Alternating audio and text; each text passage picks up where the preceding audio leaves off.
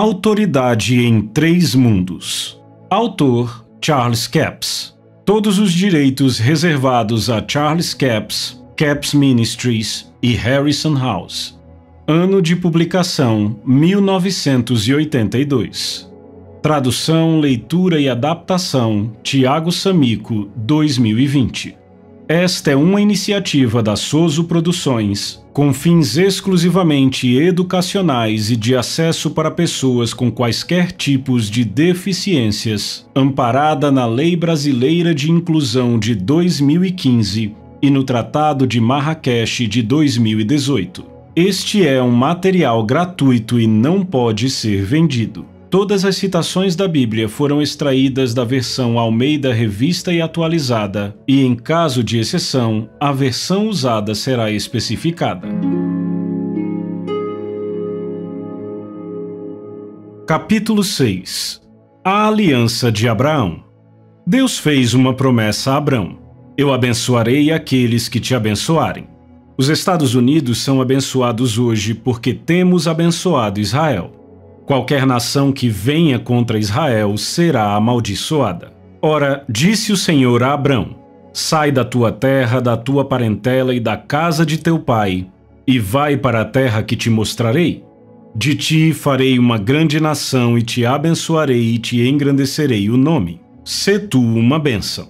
Abençoarei os que te abençoarem e amaldiçoarei os que te amaldiçoarem. Em ti serão benditas todas as famílias da terra. Gênesis 12, de 1 a 3. Em Gênesis 14, há uma história de vários reis que vieram contra os reis de Sodoma e Gomorra, derrotaram-nos e tomaram Ló, sobrinho de Abrão, e sua família com todos os seus bens. Uma pessoa escapou e contou a Abrão o que havia acontecido. Abrão reuniu o povo de sua casa e foi atrás dos 5 reis. Ele tinha batalhão suficiente para recapturar tudo o que havia sido tomado e vencer a batalha contra os reis. Então disse o rei de Sodoma a Abrão: dá-me as pessoas e os bens ficarão contigo. Mas Abrão lhe respondeu: levanto a mão ao Senhor, o Deus Altíssimo, o que possui os céus e a terra, e juro que nada tomarei de tudo o que te pertence, nem um fio, nem uma correia de sandália, para que não digas: eu enriqueci a Abrão. Gênesis 14, de 21 a 23. Abrão fez o compromisso com Deus: eu não tirarei nem mesmo a correia da sandália daquele homem, para que ele não diga que me enriqueceu. No capítulo 15, versículos 1 a 18, Deus falou com Abrão novamente. Naquele mesmo dia fez o Senhor aliança com Abrão. Então, em Gênesis 17, de 1 a 5, ele diz: quando atingiu Abrão a idade de 99 anos, apareceu-lhe o Senhor e disse-lhe: eu sou Deus Todo-Poderoso, anda na minha presença e sê perfeito. Farei uma aliança entre mim e te multiplicarei extraordinariamente. Prostrou-se Abrão, rosto em terra, e Deus lhe falou: quanto a mim, será contigo a minha aliança. Serás pai de numerosas nações. Abrão já não será o teu nome, e sim Abraão, porque por pai de numerosas nações te constituí. Deus estabeleceu uma aliança de sangue com Abrão no capítulo 15. As alianças de sangue são estabelecidas em todas as nações do mundo hoje, mesmo nas partes mais remotas da terra. As alianças de sangue vieram originalmente de Deus. Um pacto de sangue é o pacto mais forte que existe. Se alguém faz uma aliança de sangue com você, significa literalmente que o que ele tem é seu e o que você tem é dele. Até mesmo a sua vida, se o outro tiver necessidade dela. Eis o que Deus disse a Abraão: quanto a mim, será contigo a minha aliança, serás pai de numerosas nações. Abrão já não será o teu nome, e sim Abraão, porque por pai de numerosas nações te constituí. Gênesis 17, 4 e 5. O nome Abraão significa pai de uma grande multidão. Deus está dizendo: eu já fiz isso, eu já fiz de você um pai de muitas nações. Estabelecerei a minha aliança entre mim e ti e a tua descendência no decurso das suas gerações. Aliança perpétua para ser o teu Deus e da tua descendência. Gênesis 17, 7. Repare o que Deus disse: estabeleci a minha aliança entre mim e ti. Em outras palavras, o pacto está de pé entre eu e você. Se alguém chegar a mim ou a você, terá que lidar com esta aliança. Se eu quiser chegar até você, Abraão, terei que ir através desta aliança. Se você quiser chegar a mim, terá que vir através desta aliança. Em outras palavras, a aliança regulará como eu trato com você e como você trata comigo. Com isso, Deus estava estabelecendo um acesso legal à terra e dando a Abraão acesso a ele mesmo. Por meio dessa aliança, Abraão pôde obter o socorro, extrair sabedoria e a unção de Deus na terra para que as obras do diabo pudessem ser destruídas. Deus disse a Abraão para se circuncidar. Este foi um selo da justiça da fé que teve. Romanos 4:11. Esta aliança deu a Deus o acesso legal na terra por meio de Abraão. Cada aliança que Deus fez foi se tornando mais forte. Até aquele momento, Deus estava em certa medida ainda do lado de fora olhando para dentro. Ele precisava de um acesso legal através do homem para que pudesse destruir as obras do diabo que estavam correndo soltas na terra. Apareceu o Senhor a Abraão nos carvalhais de Manre, quando ele estava assentado à estrada da tenda, no maior calor do dia. Levantou ele os olhos, olhou e eis 3 homens de pé em frente dele. Vendo-os, correu da porta da tenda ao seu encontro, prostrou-se em terra. Gênesis 18, 1 e 2. 2 desses homens eram anjos. Um, evidentemente, era o próprio Deus. Abraão era o caminho de entrada para Deus na terra. Deus tinha vindo falar sobre Sodoma e Gomorra com Abraão. Tendo-se levantado dali, aqueles homens olharam para Sodoma, e Abraão ia com eles para os encaminhar. Disse o Senhor: ocultarei a Abraão o que estou para fazer, visto que Abraão certamente virá a ser uma grande e poderosa nação, e nele serão benditas todas as nações da terra. Gênesis 18, 16 e 18. O sobrinho de Abraão, Ló, estava em Sodoma, uma cidade que se tornara excessivamente pecaminosa e iníqua. Deus queria destruir Sodoma e Gomorra, mas falou sobre isso com Abraão, uma vez que tinha uma aliança com ele. Disse mais o Senhor: com efeito, o clamor de Sodoma e Gomorra tem se multiplicado, e o seu pecado se tem agravado muito. Descerei e verei se, de fato, o que tem praticado corresponde a esse clamor que é vindo até mim. E se assim não é, sabê-lo-ei. Então partiram dali aqueles homens e foram para Sodoma. Porém Abraão permaneceu ainda na presença do Senhor. Versículos 20 a 22. Abraão sabia que Ló estava na cidade, e, aproximando-se a ele, disse: destruirás o justo com o ímpio? Se houver porventura 50 justos na cidade, destruirás ainda assim, não pouparás o lugar por amor dos 50 justos que nela se encontram? Longe de ti o fazeres tal coisa, matares o justo com o ímpio como se o justo fosse igual ao ímpio. Longe de ti, não fará justiça o juiz de toda a terra? Versículos 23 a 25. Deus disse: não, eu não a destruiria se encontrasse 50 justos. Versículo 26. Abraão era subordinado a Deus, mas Deus estava se aconselhando com Abraão. Ele começou com 50 pessoas justas e depois caiu para 10. Disse ainda a Abraão: não se ire o Senhor se lhe falo somente mais esta vez, se porventura houver ali 10. Respondeu o Senhor: não a destruirei por amor dos 10? Tendo cessado de falar a Abraão, retirou-se o Senhor, e Abraão voltou para o seu lugar. Versículos 32 e 33. Deus não destruiria os justos com os ímpios. Ao anoitecer, vieram os 2 anjos a Sodoma, a cuja entrada estava Ló assentado. Este, quando os viu, levantou-se e, indo ao seu encontro, prostrou-se rosto em terra. E disse-lhes: eis agora, meus senhores, vinde para a casa do vosso servo. Gênesis 19, 1 e 2.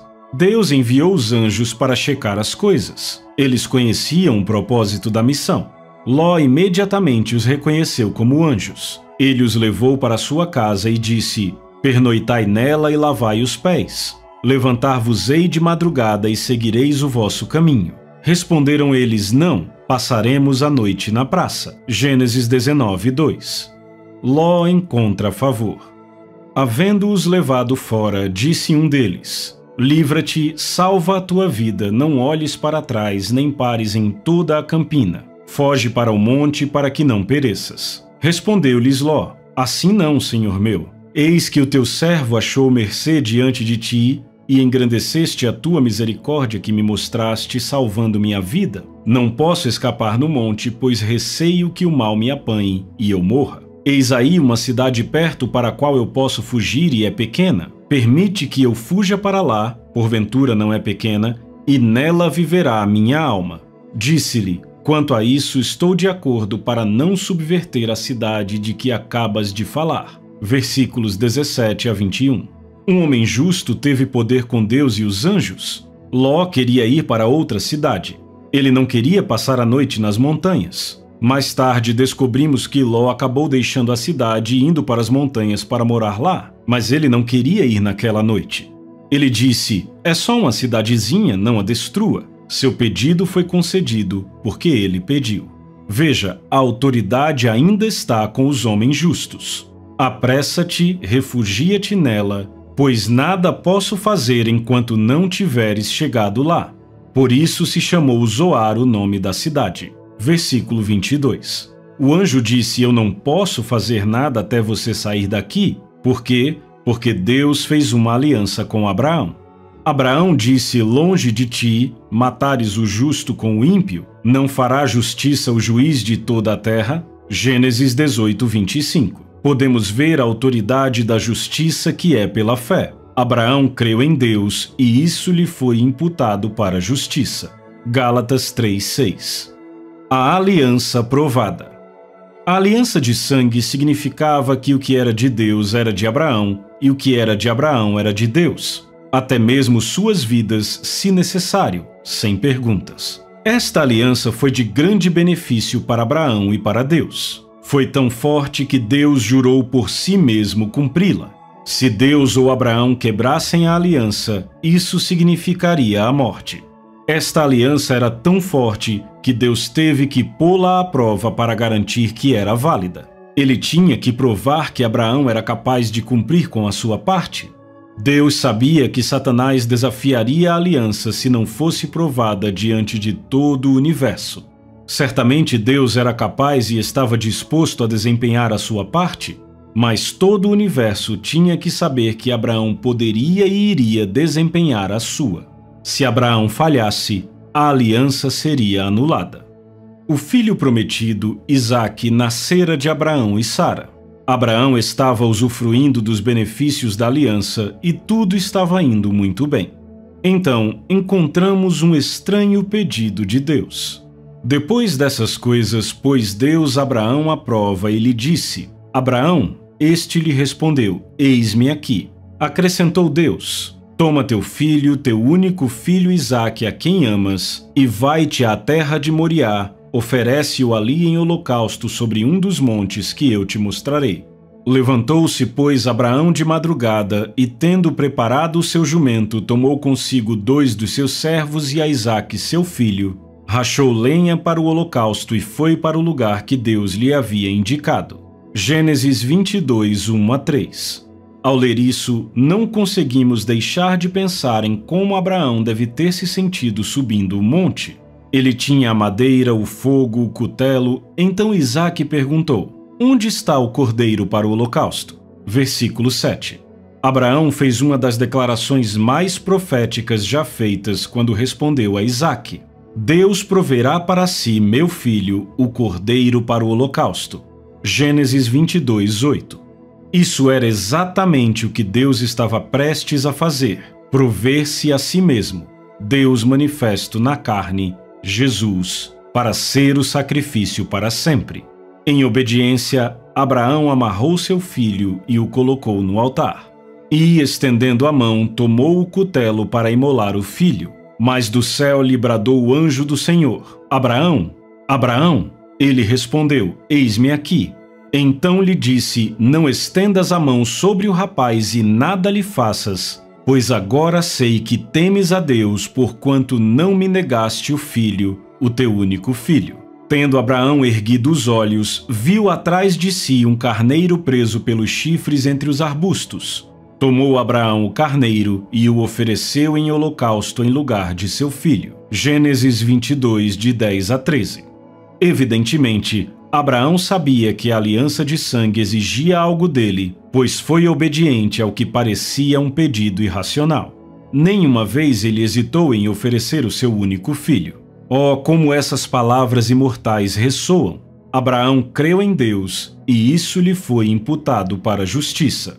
Observe em Romanos 4:11. E recebeu o sinal da circuncisão como selo da justiça da fé que teve, quando ainda incircunciso, para vir a ser o pai de todos os que creem. 1 Coríntios 1:30 termina nos dizendo que Jesus é feito para nós sabedoria e justiça e santificação e redenção. A obediência de Abraão conquistou mais coisas para nós do que para ele. Então do céu bradou pela segunda vez o anjo do Senhor a Abraão e disse: Jurei por mim mesmo, diz o Senhor, porquanto fizeste isso e não me negaste o teu único filho. Gênesis 22, 15 e 16. Deus estava dizendo a Abraão: você já fez? Como Abraão se dispôs a levantar a faca contra seu filho, Deus disse a ele: está recebido como feito. O que estava por trás da obediência de Abraão ao que parecia um pedido irracional? Deus mesmo ordenou: não matarás, Êxodo 20:13, mas disse a Abraão para oferecer o seu único filho como sacrifício? Naturalmente falando, isso simplesmente não fazia sentido. Tudo isso é tão abrangente que poucas pessoas entendem. Mas uma aliança de sangue foi feita, e uma aliança é um contrato que liga ambas as partes. Deus fez isto com um homem terreno. Deus sabia que Satanás desafiaria o que ele estava prestes a fazer, pois isso traria redenção eterna ao homem. Antes de irmos mais longe com este assunto, gostaria de compartilhar um exemplo com você que o Senhor compartilhou comigo. Isso lhe ajudará a entender por que Deus fez aquele pedido a Abraão. Digamos que sua cidade esteja abrindo concorrência pública para a construção de um prédio de 10 milhões de dólares a partir das 10 horas da manhã da próxima segunda-feira. Um homem que tem dormido num trailer há vários dias lê o jornal local sobre a concorrência e diz: eu costumava construir casas? Acho que vou fazer uma oferta para esta concorrência. Mas em vez de orçar em 10 milhões de dólares, ele faz uma oferta de 2 milhões. Com certeza ele terá o menor preço, mas antes que a proposta seja escolhida, ele precisa provar que consegue cumprir a sua parte do contrato. Vão descobrir que ele dorme num trailer, que não tem vínculos, que não tem crédito e que não pode fornecer materiais. Em suma, ele não conseguirá executar o que concordou em fazer. Um contrato com ele é um documento inútil. Não poderia ser contado como oferta para a concorrência, porque o homem não tem capacidade para executar o contrato, para cumprir com a sua obrigação. Deus sabia que Satanás iria desafiá-lo sobre a legalidade de fazer tal aliança com o homem na terra. Satanás diria: o homem não é capaz de cumprir este contrato, é um acordo unilateral, é inválido. Abraão não vai avançar nisso, ele não vai dar a sua vida. Deus, em sua sabedoria, provou que Abraão era capaz e estava disposto a fazê-lo. O que Deus tinha em mente quando disse a Abraão: ofereça seu filho? Abraão profetizou sobre o sacrifício de Deus quando disse a Isaque: Deus proverá para si, meu filho, o cordeiro para o holocausto. Deus estava preparando o palco para a maior manifestação de amor que o mundo já conheceu. Deus estava dizendo: eu vou provar que a aliança que fiz com Abraão é legal. Eu vou provar de uma vez por todas que Abraão guardará a minha aliança. Então, ele exigiu que Abraão sacrificasse seu único filho. Deus não pediu a Abraão sua própria vida, ele pediu seu único filho, aquele que Deus disse que seria o herdeiro de tudo e em quem seria chamada a sua descendência, que na verdade é Jesus. Deus disse: jurei por mim mesmo, porquanto fizeste isso. Abraão desempenhou a sua parte muito bem. Deus considerou feito e na Suprema Corte do Universo consta como feito. Abraão deu seu filho. Hebreus 11, 17 a 19. Tornou-se um documento legal que na verdade serve de testemunha para Satanás e todos os demônios do inferno que Abraão entregou seu filho. Deus provou que o documento é legal. A aliança de sangue que Deus fez com Abraão foi válida e permanecerá para sempre. Agora, Deus poderia dar seu filho pelo mundo. A obediência de Abraão ao oferecer seu filho tornou possível que Deus oferecesse o seu filho, Jesus, como eterno sacrifício pela redenção eterna. Os efeitos de longo alcance do que poderia ter acontecido abalam nossa imaginação. E se Abraão não tivesse validado esta aliança? E se ele tivesse dito: eu entregarei qualquer coisa exceto meu único filho? Se Abraão não tivesse dado Isaque, Deus não poderia ter entregado Jesus. A aliança teria sido anulada. Seria ilegal para Deus prover para si um cordeiro.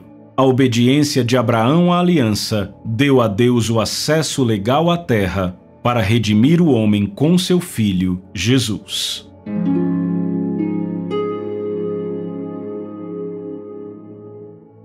Capítulo 7. A concepção milagrosa. Descobrimos que Deus e o homem estão trabalhando juntos para destruir o reino das trevas. É necessário que a autoridade terrena do homem caminhe junto com a habilidade de Deus para realizar o trabalho. Todo o universo deve ter suspirado de alívio no dia em que Abraão levantou a faca em direção a Isaque. A redenção de toda a humanidade repousava sobre sua obediência, e Deus fez um juramento que perdura para sempre.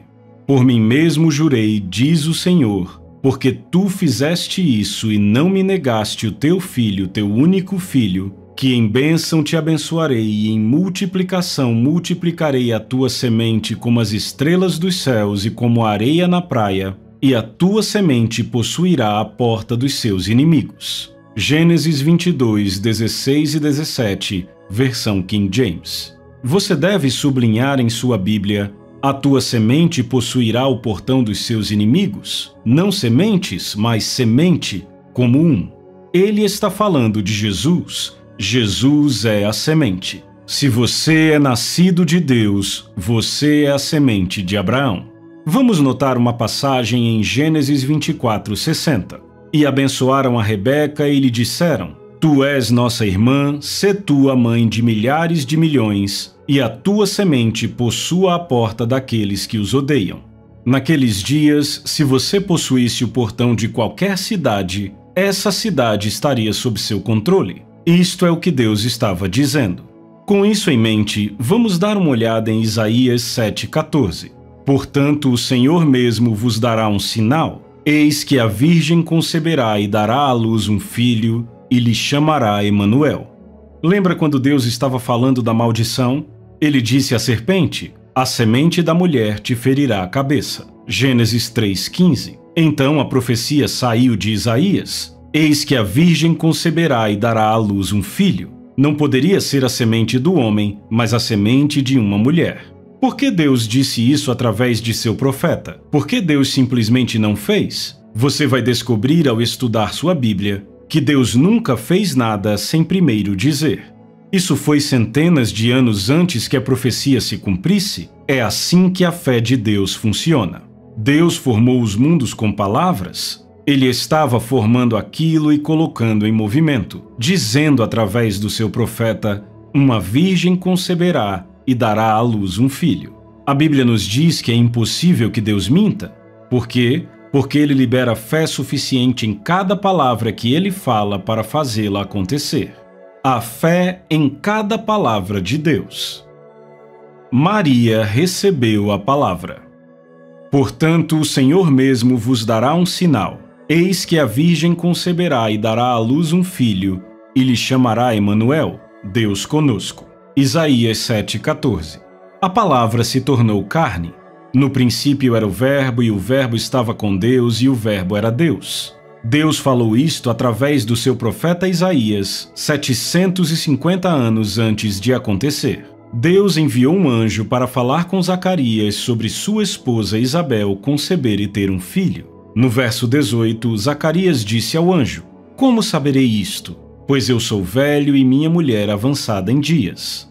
Respondeu-lhe o anjo: eu sou Gabriel, que assisto diante de Deus, e fui enviado para falar-te e trazer-te estas boas novas. Lucas 1,19. Zacarias queria um sinal de que aquilo ia acontecer, exatamente como as pessoas da terra.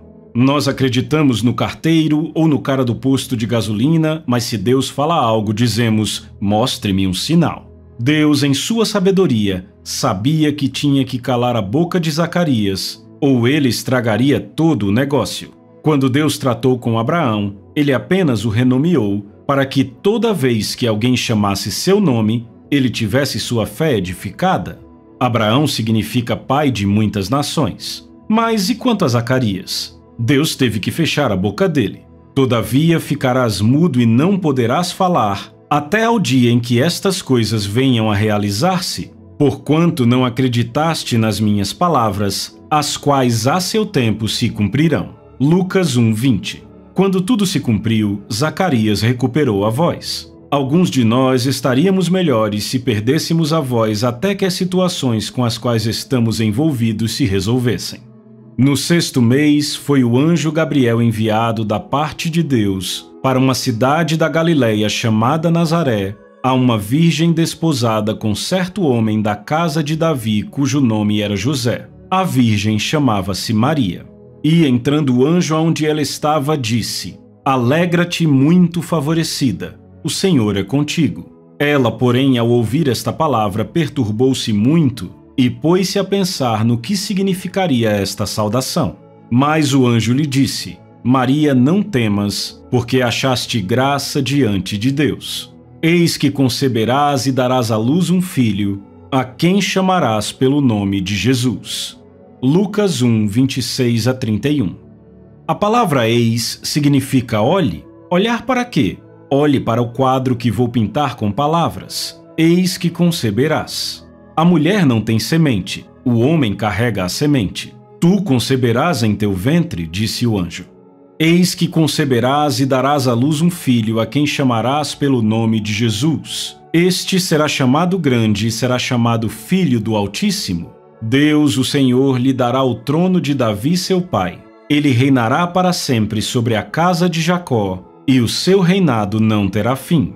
Então disse Maria ao anjo: Como será isto? Pois não tenho relação com homem algum. Lucas 1:31-34. Maria não duvidou que aquilo iria acontecer. Ela só queria saber como. Respondeu-lhe o anjo: Descerá sobre ti o Espírito Santo. Versículo 35. O grego se refere a isto como uma nuvem ou a presença de Deus. Lembre-se, João 1:1 diz: No princípio era o Verbo, e o Verbo estava com Deus, e o Verbo era Deus. O versículo 14 diz: E o Verbo se fez carne. O Verbo se fez carne? A palavra? Há pessoas hoje que dizem que isso não poderia ter acontecido. Elas tentam ver estritamente pelo lado biológico, quando o fato foi espiritual e biológico. Foi a palavra que foi concebida no ventre dela. Foi um ato da fé divina que causou a concepção milagrosa. Descerá sobre ti o Espírito Santo, e o poder do Altíssimo te envolverá com a sua sombra. Por isso também, o ente santo que há de nascer será chamado Filho de Deus. E Isabel, tua parenta, igualmente concebeu um filho na sua velhice, sendo este já o 6º mês para aquela que diziam ser estéril, porque para Deus não haverá impossíveis em todas as suas promessas. O grego literal afirma: é possível para Deus realizar todas as suas declarações. Então disse Maria: Aqui está a serva do Senhor, que se cumpra em mim conforme a tua palavra. Versículo 38. Jesus nos diz como o tipo de fé de Deus funciona em Marcos 11:23. Todo aquele que disser e não duvidar no seu coração, mas crer que as coisas que ele diz acontecerão, ele terá tudo o que disser. Versão King James. Deus encontrou uma mulher que disse: Eis, ou seja, veja, que você a encontrou. Você a achou. Que se cumpra em mim conforme a tua palavra. Conforme os sentimentos? Não, conforme a tua palavra. A palavra era Deus e Jesus, a palavra feita carne. Foi a palavra que se fez carne. Maria concebeu a palavra de Deus em seu coração, depois foi à casa de Isabel e lhe disse: Me fez grandes coisas. Lucas 1:49. Como ela sabia? Porque o anjo do Senhor lhe havia dito, e ela recebeu aquela palavra.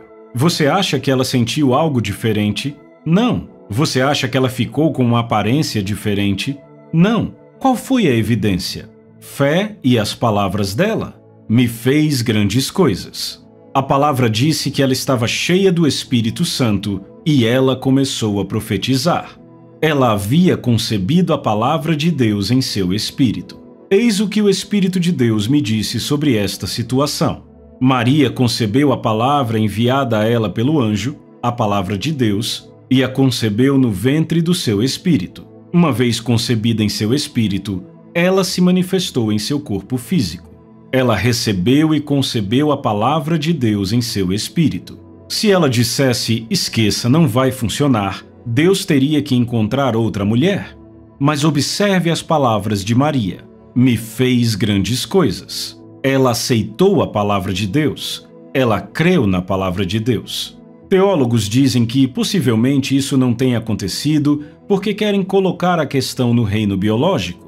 A Bíblia não disse que ela concebeu de outra maneira. Disse, o Verbo se fez carne. João 1,14. O embrião no ventre de Maria não era outra coisa senão a pura palavra de Deus, e se fez carne por si só. A palavra de Deus, Jesus Cristo, nasceu na terra. A palavra viva de Deus, Jesus, era a palavra personificada, a palavra de Deus em forma carnal. E como isso aconteceu?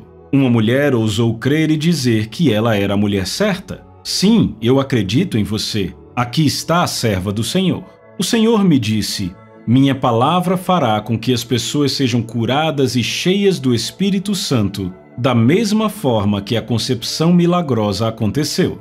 Qualquer crente pode conceber minha palavra no tocante à cura em seus espíritos, e a cura se manifestará em seus corpos físicos. Eles podem conceber a minha palavra a respeito da prosperidade das finanças, e a prosperidade se manifestará em seus negócios. Se eles conceberem a minha palavra a respeito do batismo no Espírito Santo, ela se manifestará em seus espíritos. Peça e você receberá. Busque e você achará. Bata e lhe será aberto. Todo aquele que pede, recebe.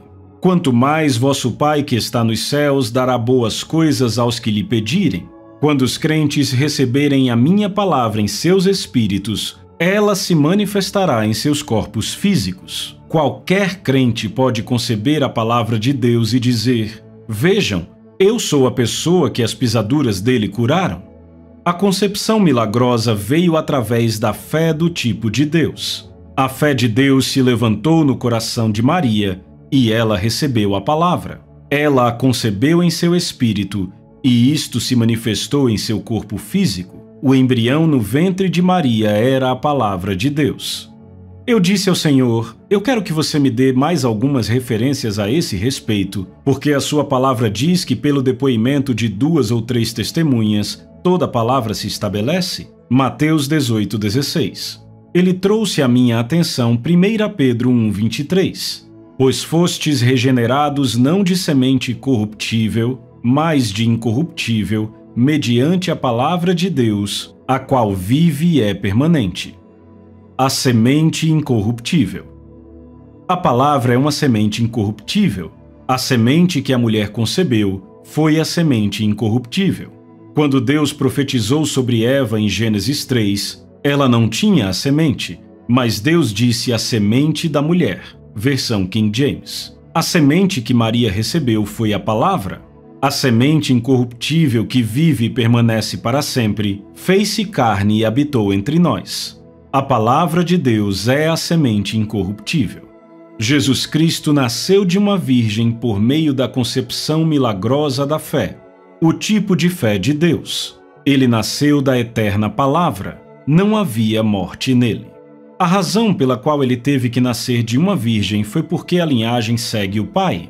Nos dias do Antigo Testamento, toda a herança seguia o pai.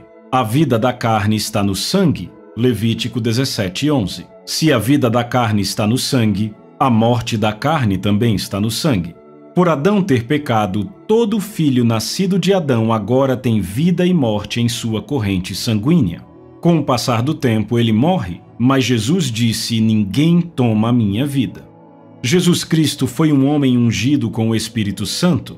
Alguém disse: eu não entendo por que Jesus teve que nascer na terra.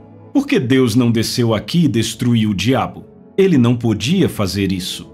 Era ilegal porque Deus dera o domínio sobre a terra ao homem. Jesus teve que vir na forma de um homem, com o corpo do homem, com os sentimentos e habilidades de um homem.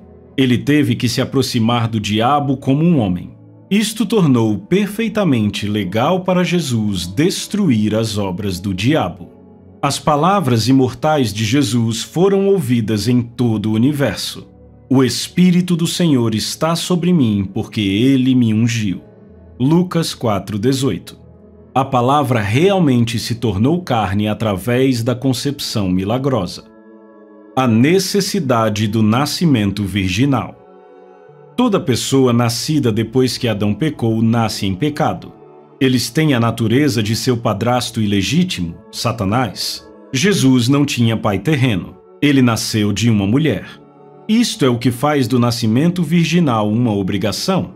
A linhagem segue o pai. A ciência médica descobriu que, sob condições normais de parto, nem uma gota de sangue passa da mãe para a criança. Eles pensaram durante anos que a mãe fornecia do seu sangue para a criança, mas hoje sabem que isto não é assim. O tipo sanguíneo da criança é resultado da união dos dois. O embrião formado no ventre de Maria era a palavra de Deus. Portanto, produziu um sangue puro, cheio de vida. Deus era o Pai. Jesus estava na terra, nascido de uma virgem, com o sangue de Deus em suas veias. A Bíblia o chama de o último Adão. Se ele tivesse um pai terreno, ele teria tido a morte em seu sangue. O homem nasce com vida e morte nele. Mas o sangue de Jesus não foi poluído. Não havia morte nele. Ouça as declarações de Jesus. Nenhum homem toma de mim a vida, mas eu a dou de mim mesmo. João 10,18. O príncipe deste mundo, Satanás, vem e nada tem em mim. João 14,30. As pessoas tentaram matar Jesus várias vezes, mas não conseguiram. Não havia morte nele, não havia pecado nele. Ele estava cheio de amor. Jesus nasceu de uma mulher, mas o sangue de Deus fluiu em suas veias. Tinha que ser assim, ou ele não poderia ter sido o sacrifício supremo. O sacrifício tinha que ser um homem perfeito. Ele tinha a vida de Deus fluindo nele, e ele entregou isto como uma oferta pelo pecado para o mundo. Se Jesus não tivesse nascido de uma virgem, você ainda estaria em seus pecados. Tinha que ser assim, ou a redenção nunca poderia se tornar uma realidade. Jesus veio para destruir as obras do diabo. Para isto se manifestou o Filho de Deus, para destruir as obras do diabo. 1 João 3,8. A Bíblia ampliada afirma: a razão pela qual o Filho de Deus se manifestou visível foi desfazer, destruir, desligar e dissolver as obras que o diabo fez. Jesus foi enviado para restaurar o homem à sua devida piedade. Aos 12 anos de idade, Jesus surpreendeu os líderes religiosos com o seu conhecimento da lei.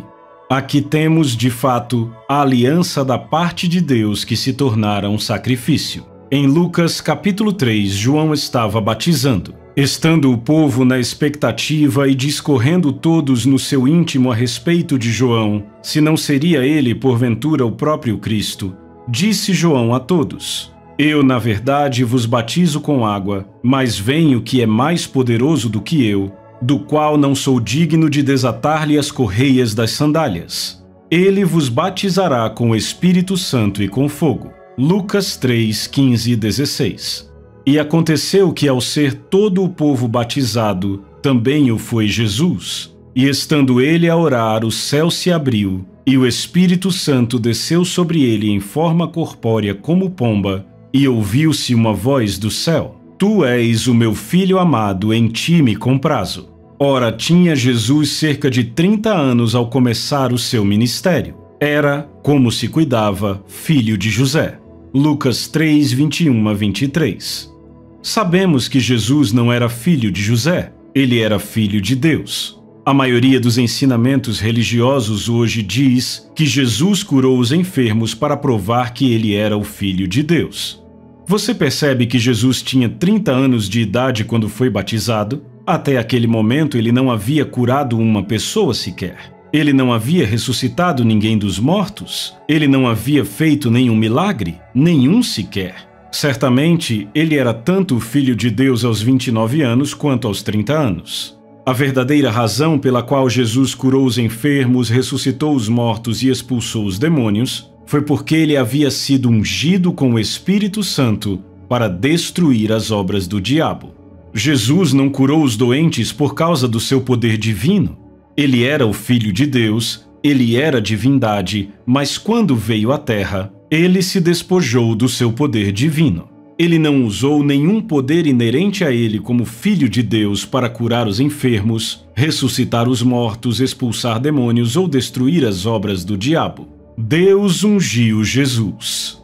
Observe que foi depois que o Espírito Santo desceu sobre Jesus na forma corpórea como uma pomba, que ele começou a curar os enfermos, expulsar demônios e realizar milagres. Encontramos este relato em Atos 10:38. Como Deus ungiu a Jesus de Nazaré com o Espírito Santo e com poder, o qual andou por toda a parte fazendo o bem e curando a todos os oprimidos do diabo, porque Deus era com ele. Jesus foi ungido com o Espírito Santo e poder de cura. Esta passagem diz que a opressão, doença e enfermidade são do maligno, o diabo. O poder que Jesus usou em seu ministério não foi algo que ele trouxe do céu consigo. Não era o poder ao qual ele tinha direito como sendo filho de Deus. A Bíblia diz que Deus o ungiu. Se Jesus tivesse curado os doentes por causa do seu poder divino, para que Deus o ungiria? Ele era Deus manifestado na carne. Onde se iria conseguir uma unção superior à de Deus? Foi por causa da unção de Deus que Jesus curou os doentes. Jesus veio à terra como homem. Ele não tomou a natureza dos anjos nem a natureza de Deus em seu poder divino. Ele assumiu a natureza do homem. Jesus se tornou homem. Ele afirmava continuamente: "Eu sou o Filho do Homem". Houve várias ocasiões em que ele se referiu a si mesmo como sendo o Filho de Deus, mas nelas ele simplesmente estava se referindo à ocasião onde dissera: "Eu e meu Pai somos um", e "Vocês vão me apedrejar porque eu disse que sou o Filho de Deus?". Jesus estava aqui com autoridade legal na terra como homem. Ele teve que ser ungido com o Espírito Santo para curar os enfermos. Ele estava na terra sem pecado. Poderia operar perfeitamente sob a antiga aliança, a aliança abraâmica. De fato, a promessa não foi apenas para Abraão, mas para Abraão e sua semente. Abraão foi capaz de operar nela enquanto esteve na terra até a semente chegar. Perceba, não sementes, como muitos, mas semente, como uma. E esta semente é Cristo. Abraão simplesmente reteve esta promessa até que a semente veio. Jesus nasceu de uma virgem. Ele veio à terra com o sangue de Deus fluindo em suas veias. Jesus foi um espécime perfeito da humanidade e ele chamou a si mesmo de o Filho do Homem, o último Adão. Pois assim está escrito: o primeiro homem, Adão, foi feito alma vivente. O último Adão, porém, é espírito vivificante. Mas não é primeiro o espiritual, e sim o natural, depois o espiritual. O primeiro homem formado da terra é terreno, o segundo homem é do céu. 1 Coríntios 15, 45-47. Jesus foi chamado o último Adão. Ele foi feito um espírito vivificante. Muitas vezes, quando Jesus curava os enfermos, ele dizia: "Olha, não digas nada a ninguém".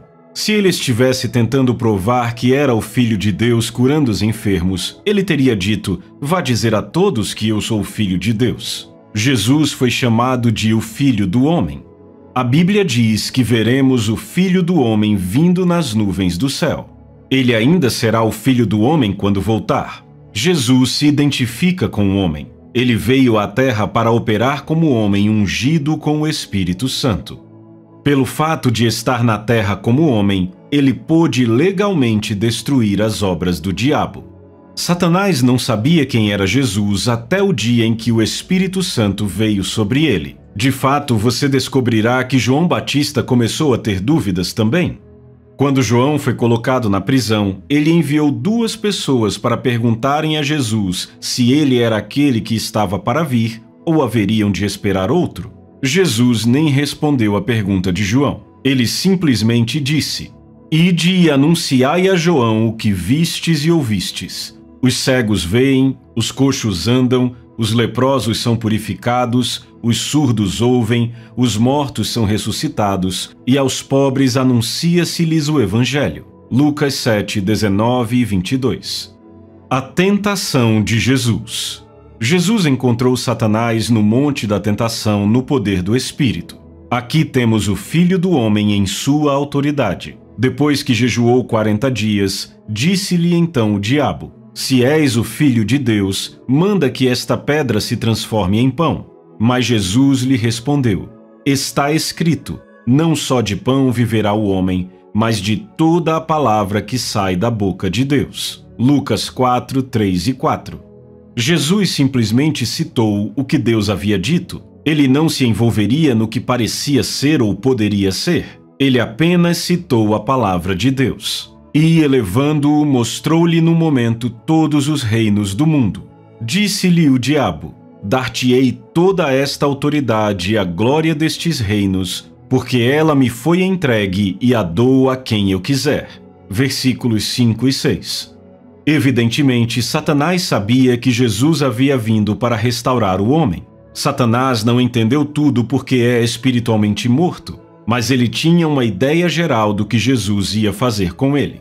Ele estava dizendo: "Eu te devolvo a autoridade se você me adorar." Mas Jesus lhe respondeu: "Está escrito, ao Senhor teu Deus adorarás e só a ele darás culto." Então o levou a Jerusalém e o colocou sobre o pináculo do templo e disse: "Se és o Filho de Deus, atira-te daqui abaixo." Versículos 8 e 9. Aqui estava a chance de Jesus provar que ele era o Filho de Deus, mas não foi isso que ele veio fazer. Jesus veio para desfazer, destruir, desligar e dissolver as obras do diabo. Ele não veio para provar que era o Filho de Deus. Jesus não precisava provar nada. O tempo provaria isto. Satanás desafiou Jesus: "Se és o Filho de Deus." Observe que o próprio Satanás começou a citar as Escrituras. O diabo conhece algumas Escrituras, mas ele as cita fora do contexto. Porque está escrito: "Aos seus anjos ordenará a teu respeito que te guardem, e eles te susterão nas suas mãos para não tropeçares nalguma pedra." Lucas 4, 10 e 11. Perceba, ele citou bem as Escrituras, mas as tirou do contexto. Respondeu-lhe Jesus: "Dito está, não tentarás o Senhor teu Deus." Passadas que foram as tentações de toda a sorte, apartou-se dele o diabo até momento oportuno. Lucas 4, 12 e 13. Jesus falou 2 palavras que abalaram o reino de Satanás de forma irreparável: "Está escrito."